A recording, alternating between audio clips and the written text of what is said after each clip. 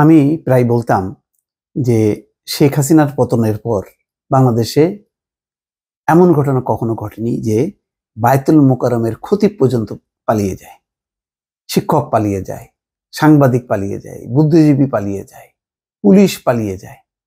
কখনো হয়নি। হ্যাঁ, রাজনীতিবিদরা গা ঢাকা দেয়, তারা পালিয়ে যায়, এটা হয়, কিন্তু অন্য কোনো প্রফেশনের কেউ পালিয়ে যায় এমন ঘটনা ঘটেনি। এবার কিন্তু সেই ঘটনা ঘটেছে এবং ঘটার পর আজকে আবার বিপরীত একটি ঘটনা ঘটেছে। সেই পালিয়ে যাওয়া খতিব আবার বায়তুল মোকাররমে ফিরে আসেন।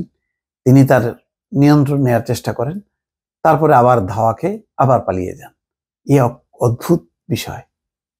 একজন প্রধান খতিব সে দফায় দফায় পালা যায়।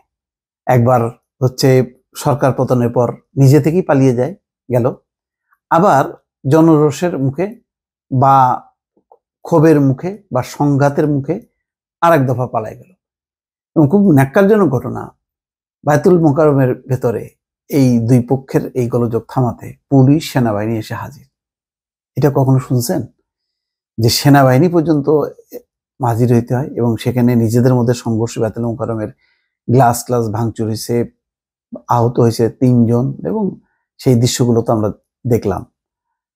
এইটা কি বলবো, বাংলাদেশে এমন এমন সব ঘটনা ঘটছে। এর মূল কারণ কি জানেন? এই যে একটা অস্বাভাবিক রাজনৈতিক ব্যবস্থা 15 বছর ধরে টিকে রাখলো শেখ হাসিনা, সেটার পতনের পর নানা রকম ক্ষত এখন বের হচ্ছে। এটা তো স্বাভাবিক সরকার পরিবর্তন না, গণঅভ্যুত্থান হয়েছে।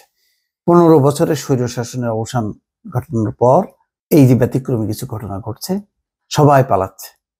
পুলিশ, তাকে কিছু বলা হয়নি, 187 জন ডিআইজি, 5 জন ডিআইজি সহ 187 জন, তারা কাজেই আসছে না, কারণ তারা জানে যে তারা কি করেছে। তো বায়তুল মোকাররমের খতিব পালাইলো কেন? তাহলে বোঝেন তার নৈতিক অবস্থানটা এত দুর্বল যে সেও পালায়।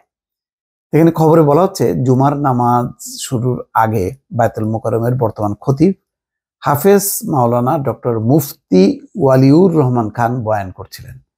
এমন সময় পলাতক খতিব মাওলানা মুফতি রুহুল আমিন অনুসারীদের নিয়ে বায়তুল মোকাররম মসজিদে এসে বর্তমান খতিবের মাইক্রোফোনে হাত দেন। এ সময় বর্তমান খতিবের অনুসারীরা রুহুল আমিনের অনুসারীদের প্রতিরোধ করেন।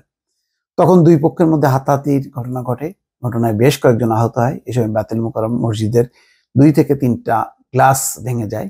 দুই পক্ষের সংঘর্ষের খবর পেয়ে আইন শৃঙ্খলা বাহিনী ঘটনাস্থলে উপস্থিত হয় এবং পরিস্থিতি নিয়ন্ত্রণে নেয়। এই ঘটনার পর সাবেক খতিব মাওলানা রুহুল আমিন মসজিদ এলাকা থেকে পালিয়ে যান। যেহেতু শেখ হাসিনার আমলে সে নিয়োগ, তো মনে করছে যে এখন হয়তো একটা অশান্তকর পরিবেশ, ঘোলাটে পরিবেশ, এই সময় এসে আমি আমার অবস্থানটা নেই। কিন্তু না, অত সোজা না, কেউই পারবে না।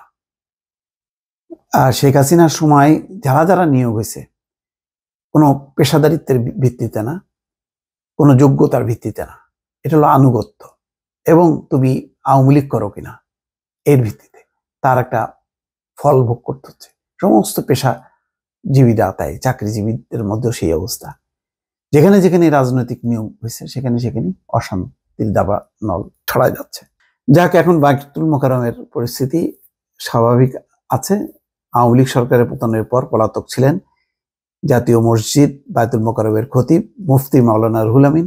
গত 26শে জুলাইয়ের পর মসজিদে আসেননি। এরই মাঝে তাকে মিডিয়ায় পলাতক হিসেবে উল্লেখ করা হয়। যেহেতু তিনি নাই, আসছেন না, তার কোনো খবর নেই, সেই কারণে নতুন একজনকে খতিব হিসেবে নিয়োগ দেয় ইসলামিক ফাউন্ডেশন। তো সে নিয়ে আবার কি মনে করে তার অনুসারীদের নিয়ে এসে তিনি আজকে শুক্রবার এই অশান্তিটা ঘটাতে গেল, আর এটা পরিষ্কার না। বোঝেন অবস্থা, কি টাইপের লোক এই প্রধান খতিব হিসাবে শেখ হাসিনা নিয়োগ দিছিল। দর্শক ভালো থাকবেন, আল্লাহ হাফেজ।